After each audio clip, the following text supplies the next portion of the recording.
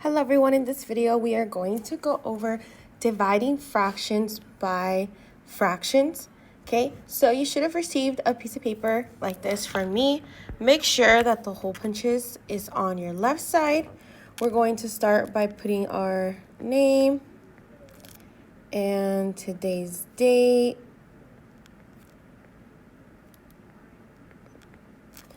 And we're going to label it dividing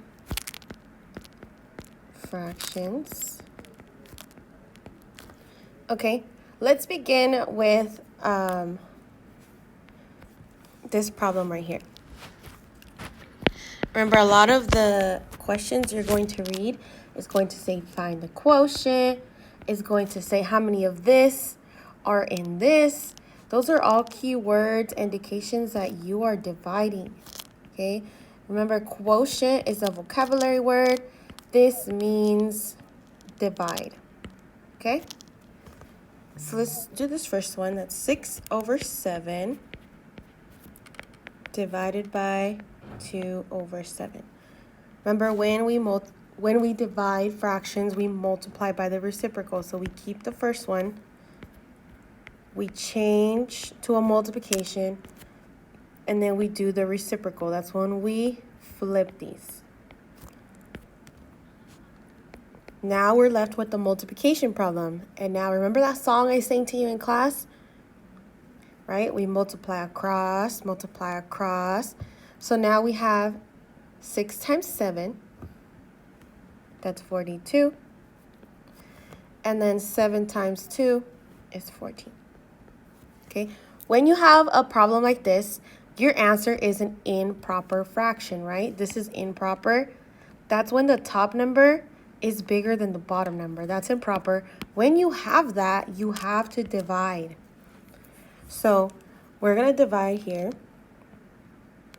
And 42 goes inside our casita and 14 goes outside.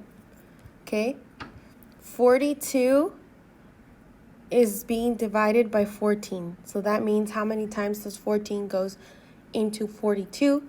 It goes in 3 times, because 3 times 14 is 42. Subtract, we get 0. Our answer to this division problem is 3. Okay? Let's do another one. So we'll call this 1. Let's call this 2. Okay, for this one, we have 3/4 divided by 9/8. Again, we're going to keep the first one, so 3/4. Change to a multiplication. And then we're going to flip the second one. So that's 8/9. We do the reciprocal. Then we multiply across. So we have 8 times 3, 24. And then 9 times 4, 36. And this right here is a proper fraction because the top number is smaller than the bottom. Okay? Let's try this example, number 3. We have 1 whole, 2/5 is being divided by 2/3. Okay, remember, we cannot do this because this is a mixed fraction. We have to do something with this. And we have to do what some of my students called the C method, when we do 5 times 1, that's 5, plus 2, that's going to be 7. And then our denominator stays the same. And I'm going to rewrite this, because all I did was make this into a fraction I can actually work with. So now that I did that, now I can do what I've been doing, right? The first one stays the same.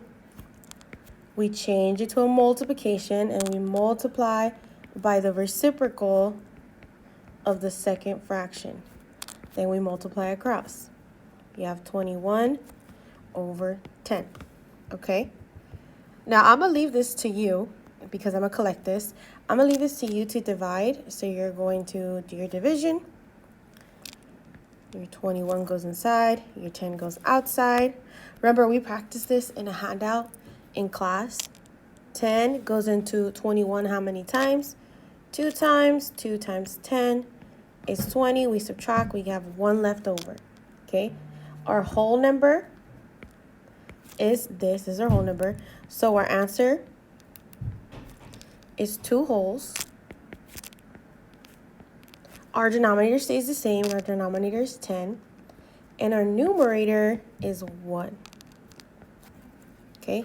So our answer is 2 wholes with 1/10. Okay? Let's do another one. And I'm going to do it on this side so we have more space. Okay, so that's 4. Let's make this one example 5. So we have, let's say, 3 wholes and 1/5 divided by 1/4.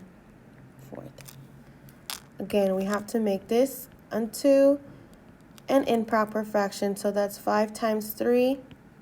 That's 15 plus 1. That's 16 over 5 because denominator stays the same. And I'm going to rewrite everything. Okay, I didn't do nothing to this. I'm just going to bring it right down. Then we're going to multiply by the reciprocal. So we have 16 over 5 times the reciprocal of this, which is 4 over 1. So then as our numerator, we have 16 times 4, which is 64. And our denominator is 5. Again, this is an improper fraction. Go ahead and divide this for me. And give me your mixed number, just like we did on the other example. Okay, so this is example 5. And for the exit ticket of this handout, of this video, okay, I'm going to label it. You can turn the page around. I think I'm going to turn my page around.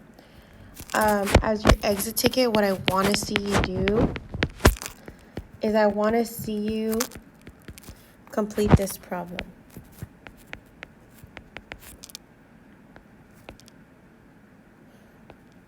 Okay? Just like we did on the past examples, I want you to do this problem. When you're done, come and show me.